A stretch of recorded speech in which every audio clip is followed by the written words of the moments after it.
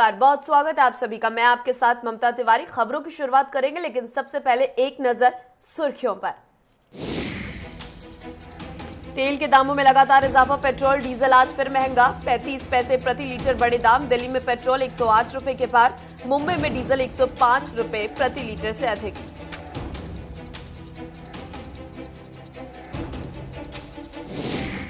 आर्यन की जमानत याचिका पर आज फिर सुनवाई। दोपहर 2:30 बजे बॉम्बे हाईकोर्ट में सुनवाई। कल नहीं मिली थी आर्यन खान को जमानत। आर्यन के वकील ने गिरफ्तारी को बताया गलत।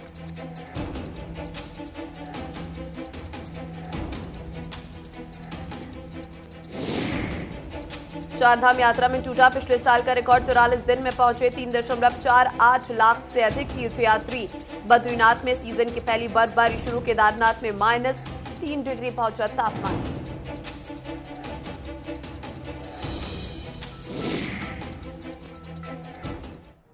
और चलिए खबरों की शुरुआत करते हैं। सबसे पहले आपको जानकारी दे देते हैं अमित शाह के 30 अक्टूबर को देहरादून दौरे की। दरअसल 30 अक्टूबर को देहरादून में जनसभा को संबोधित करेंगे अमित शाह। जनसभा से चुनाव अभियान का आगाज शाह की तरफ से किया जाएगा।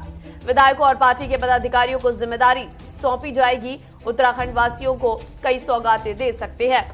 2022 में विधानसभा चुनाव है, ऐसे में बीजेपी कोई कसर नहीं छोड़ना चाहती है उत्तराखंड में। उत्तराखंड को एक बार फिर से वहां पर अपनी सरकार बनाने के लिए बीजेपी की केंद्रीय टीम इस वक्त उत्तराखंड के दौरे पर है।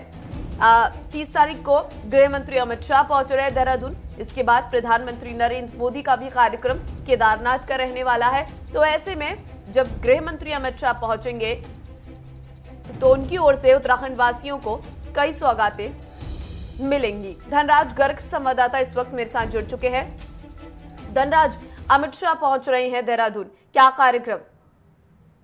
जी ममता, बिल्कुल जिस तरीके से उत्तराखंड में 2022 का चुनाव नजदीक है तो उसको देखते हुए कहीं ना कहीं बीजेपी पूरी तैयारी कर चुकी है और कोई भी कसर बीजेपी उत्तराखंड में नहीं छोड़ना चाहती। क्योंकि आपको ये भी बता दें कि उत्तराखंड का जो इतिहास रहा है वो यही इतिहास है कि एक बार बीजेपी की सरकार आती है तो एक बार कांग्रेस की सरकार आती है। लेकिन इस बार कहीं ना कहीं इतिहास बदलने की कवायद पूरी बीजेपी कर रही है कि बीजेपी दोबारा सत्ता में आने की कोशिश लगातार कर रही है, जिसको देखते हुए कहीं ना कहीं जो केंद्रीय नेता है बीजेपी के वो लगातार उत्तराखंड का दौरा कर रहे हैं। हाल ही में आपने देखा कि जेपी नड्डा उत्तराखंड आए थे, प्रधानमंत्री नरेंद्र मोदी उत्तराखंड आए थे और अमित शाह भी उत्तराखंड आए थे। लेकिन एक बार फिर अमित शाह गृह मंत्री उत्तराखंड आ रहे हैं तो कहीं ना कहीं माना जा रहा है कि जब 30 अक्टूबर को उत्तराखंड गृह मंत्री पहुंचेंगे तो कहीं ना कहीं वो जनता को एक बड़ी सौगात भी यहाँ पर दे सकते हैं और वो जनसभा को भी संबोधित करेंगे। और साफ तौर पर कहीं ना कहीं कहा जा सकता है कि जो 2022 का चुनाव होगा उसकी जान फूंकने के लिए वो उत्तराखंड आ रहे हैं। जी ममता, पदाधिकारियों को कुछ जिम्मेदारी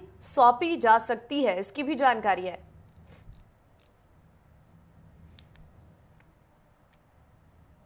धनराज, आवाज मिल रही है? जी जी धनराज, पार्टी विधायकों और पदाधिकारियों को कुछ नई जिम्मेदारी सौंपी जा सकती है, क्या रोडमैप तैयार कर रही है बीजेपी?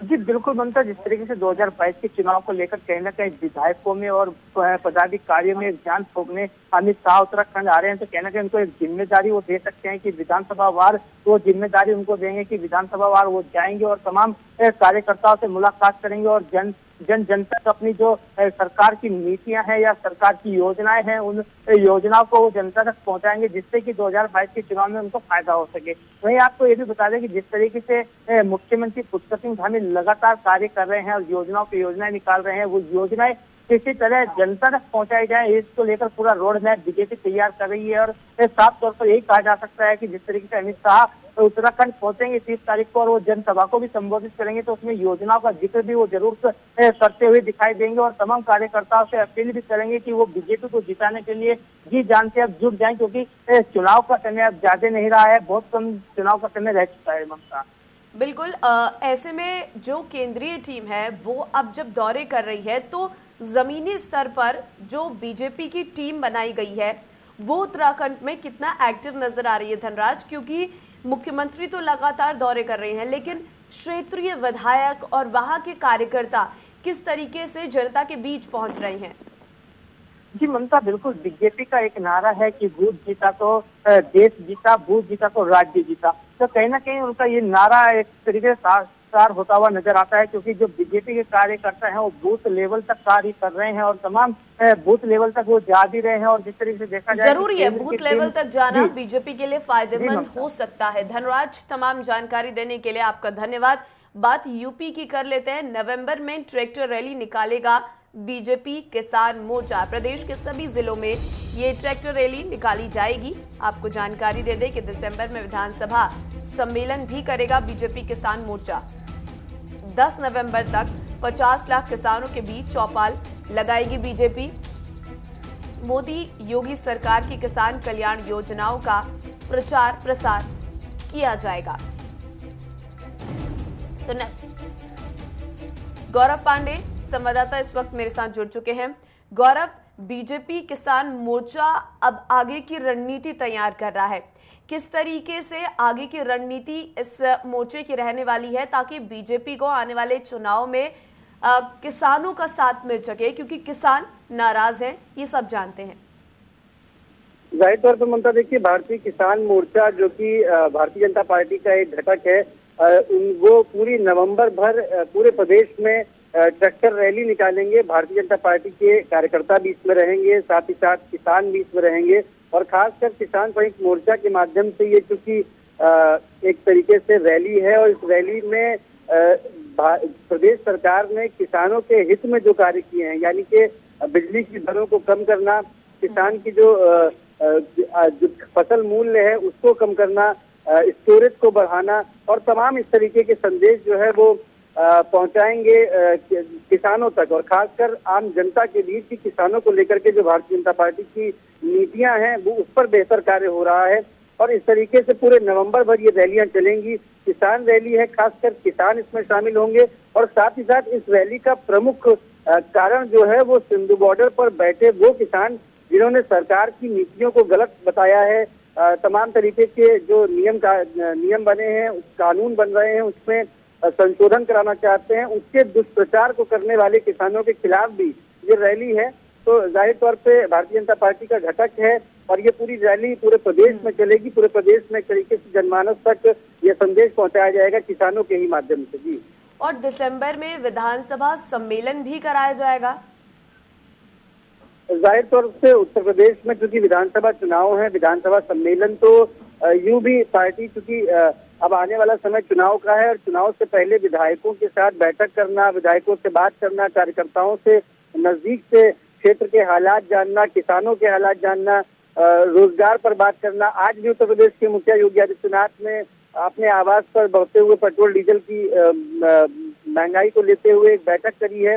तो जाहिर तौर पर इन सभी मुद्दों पर विधानसभा सत्र भी चलेगा, किसान रैली भी की जाएगी, और पूरी तरीके से जनता को साधने का कार्य किया जाएगा। जी, तो क्या लग रहा है गौरव, कितना फायदा होगा, क्योंकि किसानों की नाराजगी हमने हर स्तर पर देख ली है बीजेपी के खिलाफ, और ऐसे में किसान बड़ा वोट बैंक है उत्तर प्रदेश में। खासकर कुछ ऐसे जिले हैं जहां पर किसान भरोसे ही सरकार रह सकती है। ऐसे में इन सम्मेलनों का कितना असर पड़ सकता है? देखिए, जाहिर तौर पे ममता, भारतीय जनता पार्टी की अगर आप बात करें तो पश्चिमी सीट हमेशा से ही इनकी कमजोर रही है। मेरठ की बात करें, बागपत की बात करें, तमाम क्षेत्र जो पश्चिमी पट्टी के आते हैं वो किसानों से पूर्ण रूप से भरे हुए हैं। और इस वक्त जो बॉर्डर पर प्रदर्शन चल रहा है वो भी वो किसान ही हैं, जिसका कहीं ना कहीं खामियाजा भुगतना पड़ सकता है। पूर्वांचल की सीट भी लगभग अखिलेश यादव के गढ़ में जाती दिखाई दे रही है। लेकिन ये तो जब नजदीक आएंगे चुनाव तभी स्थिरता से पता चल पाएगा कि आखिरकार क्या रणनीतियां जनता ने बनाई हैं इस बार के विधानसभा चुनाव में। लेकिन भारतीय जनता पार्टी के लिए बड़ी चुनौती बनकर निकलने वाली समाजवादी पार्टी होगी, क्योंकि पूर्वांचल और किसानों की नाराजगी का पूरा फायदा समाजवादी। चलिए गौरव, तमाम जानकारी देने के लिए फिलहाल आपका बहुत धन्यवाद। तो किसान एक नई रणनीति बनाने जा रहे हैं। दरअसल बीजेपी किसान मोर्चा की तरफ से ये रणनीति बनाई जाएगी। फिलहाल आगे बढ़ते हैं, उत्तर प्रदेश से एक और खबर आपको दे देते हैं। T20 वर्ल्ड कप में पाकिस्तान के खिलाफ भारत की हार पर पाकिस्तान का समर्थन करने वालों के खिलाफ योगी सरकार ने बड़ी कार्रवाई की है। इस मामले में पुलिस ने अब तक 7 लोगों को नामजद किया है, और यूपी के अलग अलग जिलों में पाकिस्तान के समर्थन में आए लोगों के खिलाफ केस दर्ज कर उन्हें गिरफ्तार किया गया है। इसके खिलाफ देशद्रोह के केस चलेगा। बताया जा रहा है कि आगरा में 3, बरेली में 3, लखनऊ में 1 शख्स को पुलिस ने नामजद किया है।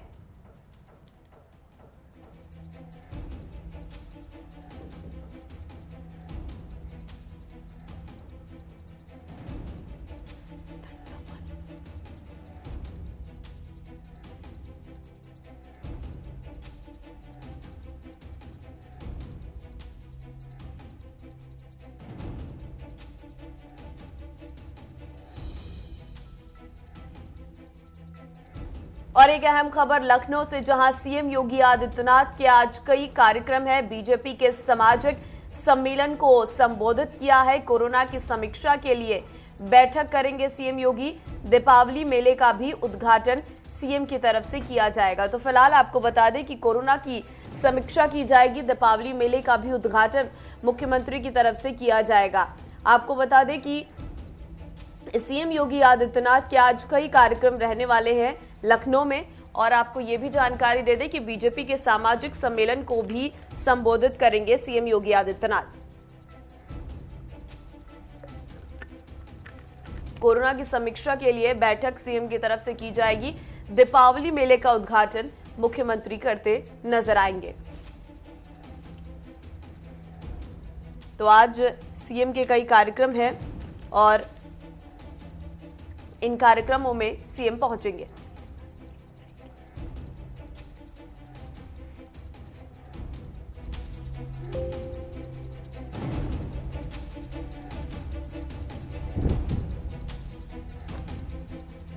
लेकिन बाकी कोई बंदिश नहीं। अनुमान करिए, अगर ये स्थिति सपा, बसपा या कांग्रेस की सरकार के समय होता, क्या होता?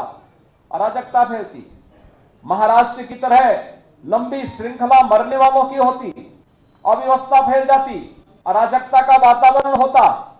और इस वातावरण में सरकारें किस रूप में मौन रहती थी? आपने देखा होगा कोरोना कालखंड में या तो केंद्र सरकार या प्रदेश सरकार कार्य कर रही थी। राजनीतिक दलों में भारतीय जनता पार्टी और कुछ सामाजिक संगठनों के कार्यकर्ता कार्य कर रहे थे। शेष की स्थिति क्या थी? कहां कांग्रेस थी, कहां सपा थी, कहां बसपा थी? ये सभी आइसोलेशन में थे। इनको जनता से कोई लेना देना नहीं था। लेकिन जब चुनाव की आहट सुनाई दे रही है तो अब इनके भी स्वर बदलते हुए दिखाई दे रहे होंगे। ये लोग फिर से अपनी उपस्थिति दर्ज करवा रहे हैं, नए नए नारों के साथ आएंगे, सामाजिक ताने बाने को तोड़ेंगे, अव्यवस्था और अराजकता का एक वातावरण खड़ा करने का प्रयास करेंगे। और फिर वही गुंडागिर्दी, वही अराजकता, वही दंगे, वही अराजकता, यही इनका एकमात्र रहा है। और उसी के साथ ये पूरे सामाजिक ताने बाने को छिन्न भिन्न करने का प्रयास भी करेंगे। भाइयों बहनों, आपने बदलते हुए भारत को भी देखा और बदलते हुए उत्तर प्रदेश को भी देखा है। प्रदेश वही है, तंत्र वही है, केवल सरकारें बदली हैं। और सरकार बदलने के बाद कैसे व्यापक परिवर्तन लाया जा सकता है, कुछ चीजें हैं जो ओवरऑल सिनेरियो को चेंज करता है। आपने देखा होगा प्रदेश के अंदर 2016 तक प्रदेश के अंदर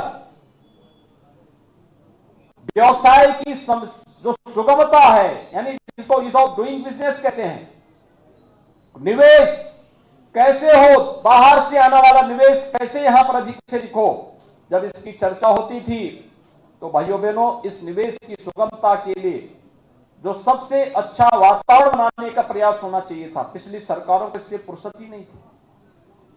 उत्तर प्रदेश 14वें, 15वें, 16वें स्थान पर आता था और मात्र 3 साल के अंदर प्रयास किया गया, कुछ रिफॉर्म किए गए, परिणाम है ईज ऑफ डूइंग बिजनेस में, यानी निवेश की सुगमता के लिए आज देश के अंदर उत्तर प्रदेश 14वें स्थान से उसकी रैंकिंग में सुधार होते हुए आज वो दूसरे नंबर पर आया है।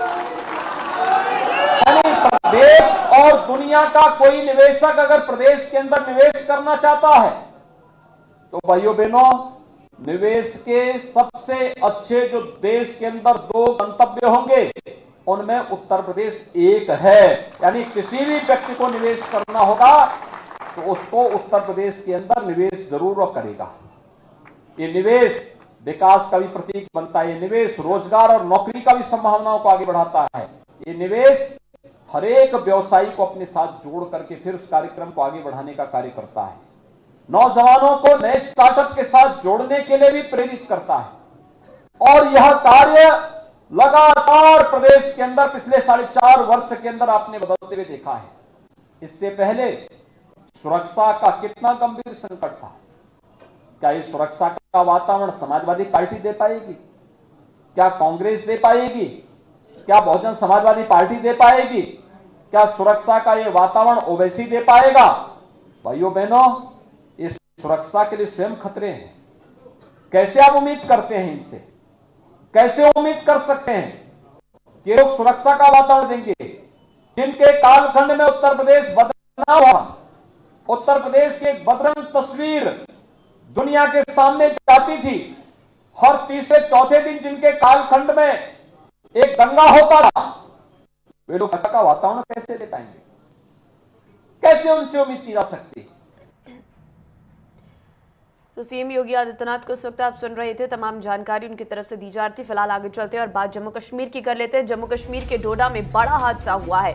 खाई में गिरी यात्रियों से भरी मिनी बस, हादसे में 8 लोगों की मौत की खबर फिलहाल सूत्र की ओर से जानकारी आ रही है। हादसे में कई लोगों के घायल होने की भी खबर सामने आई है। तो बड़ा हादसा हुआ है। घटना स्थल पर किस तरीके की स्थिति है वो आप तस्वीरों में देख सकते हैं। एक मिनी बस पलट गई और अचानक से एक बड़ा हादसा जम्मू कश्मीर के डोडा में हुआ है। आप तस्वीरों में देख सकते हैं, खाई में ये बस गिरी है जिसमें यात्री भरे हुए थे और इसमें कई लोग घायल हैं और साथ ही 8 लोगों की मौत की पुष्टि फिलहाल इस वक्त जानकारी सूत्र दे रही हैं। और एक और अहम जानकारी से आपको रूबरू करवाते, दरअसल आर्यन खान की जमानत याचिका पर सुनवाई आज होने जा रही है। आर्यन की जमानत याचिका पर दोपहर 2:30 बजे सुनवाई होगी। बॉम्बे हाई कोर्ट में आज फिर से अपना पक्ष रखेगी एनसीबी। आर्यन खान की जमानत के विरोध में है एनसीबी। आर्यन को जमानत नहीं मिलनी चाहिए, एनसीबी कह रही है। जांच को प्रभावित बेल करेगी, एनसीबी की तरफ से कहा गया है। तो आर्यन खान की जमानत याचिका पर आज फिर से सुनवाई होने जा रही है। बीते 2 दिन से लगातार आर्यन की जमानत याचिका पर सुनवाई हो रही है। आपको जानकारी दे दें कि एनसीबी नहीं चाहती है कि आर्यन खान को बेल मिले क्योंकि वो जांच को प्रभावित कर सकते हैं, ये एनसीबी का कहना सामने आ रहा है। लेकिन वहीं अगर दूसरी तरफ आर्यन के वकील की बात करें तो उनका कहना है कि उन्हें गिरफ्तार ही करने की कोई वजह ही सामने नहीं है।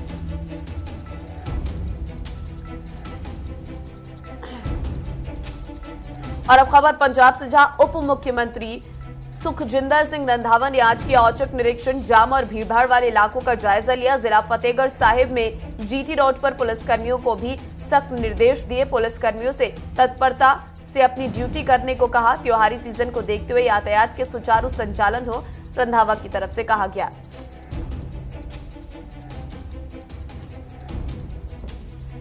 तो पंजाब के उप मुख्यमंत्री सुखजिंदर सिंह रंधावा ने आज औचक निरीक्षण किया है। जाम और भीड़भाड़ वाले इलाकों का जायजा लिया है। खासतौर पर सुखजिंदर सिंह रंधावा का ये कोई पहला औचक निरीक्षण नहीं है। इससे पहले भी अगर हम देखें तो एक बार उनकी तरफ से रात की गश्त को देखने के लिए वो निकले थे और फिर एक बार औचक निरीक्षण सुखजिंदर सिंह रंधावा की तरफ से किया गया, जिसमें भीड़भाड़ और जाम वाले इलाकों का जायजा उनकी तरफ से लिया गया।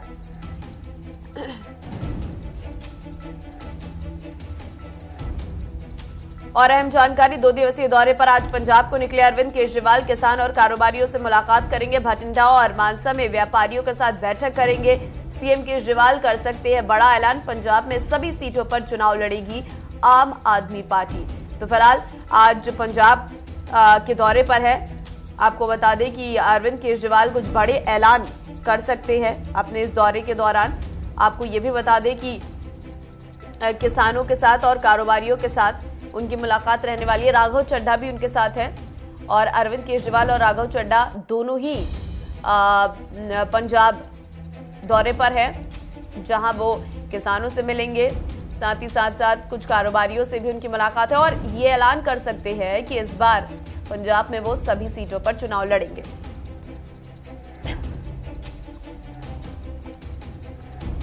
तो अपनी पार्टी को मजबूती देने की कोशिश अरविंद केजरीवाल कर रही हैं।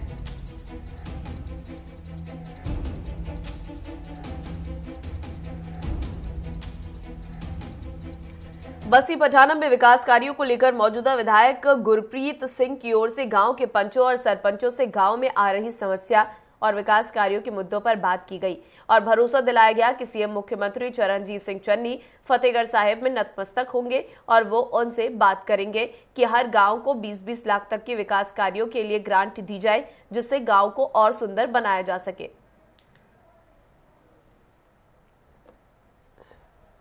जिन्हें सरपंच साहब पंचायतों ने बुलाइया ने, क्योंकि कल साडे मुख्य मंत्री चरणजीत चन्नी जी ने फतेहगढ़ साहब आना, अमलोह भी आना, फतेहगढ़ साहब आना। उन्होंने यही बेनती करनी है क्यों डिवेलपमेंट तो पहले ही बहुत सारी सरकार ने की है, तो हुण कई पिंडां साडे किते सीवरेज की समस्या है, किते अपना जिवें कम्यूनिटी सेंटर है। एशियन समिट चलते जहां पर इस वक्त प्रधानमंत्री नरेंद्र मोदी मौजूद हैं और आपको दिखाते हैं सम्मेलन में क्या कुछ चल रहा है। भारत आगामी अध्यक्ष कंबोडिया और हमारे कंट्री को कोऑर्डिनेटर सिंगापुर के साथ मिलकर आपसी संबंधों को और गहन बनाने के लिए प्रतिबद्ध है। अब मैं आप सभी के विचार सुनने के लिए आतुर हूं। बहुत बहुत धन्यवाद। तो फिलहाल एशियन समिट में इस वक्त आप पीएम मोदी को सुन रहे थे, जहां उनकी तरफ से आज उसको संबोधित किया गया। फिलहाल आगे बढ़ते हैं। पंजाब में बेमौसम बारिश के चलते किसानों की फसल खराब हो गई है। वहीं मंडियों में किसान कई दिनों से अपनी फसल की खरीदारी को लेकर बैठे हैं। इस बीच आम आदमी पार्टी के नेताओं ने बस्ती पठाना मंडी का दौरा किया और किसानों का हालचाल जाना। इस दौरान किसानों ने कहा कि मंडियों में फसल की धुलाई के समय घोटाला किया जाता है। ਤੁਸੀਂ ਕਿਸਾਨ ਵਿੰਗ ਵੱਲੋਂ ਜ਼ਿਲ੍ਹਾ ਪ੍ਰਧਾਨ ਵੱਲੋਂ ਜਾ ਕੇ ਮੰਡੀਆਂ ਦਾ ਦੌਰਾ ਕਰੋ, ਵੀ ਦੇਖੋ ਕਿਸਾਨਾਂ ਦੀਆਂ ਮੁਸ਼ਕਲਾਂ ਸੁਣੋ। ਵੀ ਅਸੀਂ ਪਹਿਲਾਂ ਅਮਲੋਹ ਮੰਡੀ 'ਚ ਗਏ ਸੀ, ਫਿਰ ਸਰਹੰਦ ਮੰਡੀ 'ਚ, ਉੱਥੇ ਵੀ ਬਹੁਤ ਬੁਰਾ ਹਾਲ ਆ, ਮੀਂਹ ਬਹੁਤ ਪਿਆ। ਤੇ ਉਸ ਤੋਂ ਪਹਿਲਾਂ ਵੀ ਪਹਿਲੀ ਗੱਲ ਤਾਂ ਜਗ੍ਹਾ ਨਹੀਂ ਹੈਗੀ ਕਿਤੇ ਸਿੱਟਣ ਨੂੰ, ਕਿਉਂਕਿ ਜਗ੍ਹਾ ਪੂਰੀ ਆ। ਕਿਸਾਨ ਮੰਡੀਆਂ 'ਚ ਜਦੋਂ ਸਿੱਟ ਦਿੰਦੇ ਨੇ, ਇੱਕ ਦੂਜੇ ਨੰਬਰ ਤੇ ਲਿਫਟਿੰਗ ਨਹੀਂ ਹੁੰਦੀ, ਠੀਕ ਹੈ ਜੀ, ਕਿਉਂਕਿ ਫੁੱਲਣ ਨੂੰ ਜਗ੍ਹਾ ਨਹੀਂ ਹੈਗੀ। ਜਿਵੇਂ ਹੁਣ ਅਸੀਂ ਇੱਥੇ ਆ ਕੇ ਦੇਖਿਆ, ਇੱਥੇ ਆ ਕੇ ਸਾਨੂੰ ਇੱਕ ਕਿਸਾਨ ਵੀਰ ਨੇ ਦੱਸਿਆ ਕਿ ਜਦੋਂ ਅਸੀਂ ਦਾਣਾ ਮੰਡੀ ਦੇ ਵਿੱਚ ਲੈ ਕੇ ਆਏ ਆ ਆਪਣੀ ਜਿਣਸ ਝੋਨਾ, ਜਦੋਂ ਨਮੀ ਹੈਗੀ ਸੀ 18, ਵੀ ਦੂਜੇ ਦਿਨ ਉਹ 20 ਹੋ ਗਈ, ਤੀਜੇ ਦਿਨ 22, 23, 24 ਤੇ ਪਹੁੰਚ ਗਈ, ਕਿਉਂਕਿ ਇੱਟਾਂ ਦਾ ਫਰਸ਼ ਲੱਗਿਆ ਹੋਇਆ, ਇੱਟਾਂ ਦੇ ਵਿੱਚ ਨਮੀ ਬਹੁਤ ਹੈ ਕਿ ਉਸ ਹਿਸਾਬ ਨਾਲ ਹੋਰ ਨਰਮ ਹੋ ਜਾਂਦੀ ਹੈ। ਇਸ ਕਰਕੇ ਜੇ ਪੱਕਾ ਫੜ ਹੋਵੇ, ਆਰਸੀਸੀ ਫੜ ਹੋਵੇ, ਉਹ 'ਚ ਫੁੱਲਣ ਜੋਗੀ ਜਗ੍ਹਾ ਵੀ ਹੋਵੇ, ਜੇ 20, 22 ਆਉਂਦੀ ਹੈ ਪਿੱਛੋਂ ਤਾਂ 18 ਹੋ ਜਾਵੇ। ਤੇ ਨਾਲੇ ਅਸੀਂ ਸਰਕਾਰ ਤੋਂ ਮੰਗ ਕਰਦੇ ਹਾਂ ਵੀ ਜਿਹੜੀ 17 ਰੱਖੀ ਹੈ ਨਮੀ ਦਾ ਗ੍ਰੇਡ ਰੱਖਿਆ, ਉਹ ਵੀ 18, 19 होना चाहिए। चलिए फिलहाल खबरों में बस इतना ही। बने रहिए हमारे साथ। नमस्कार।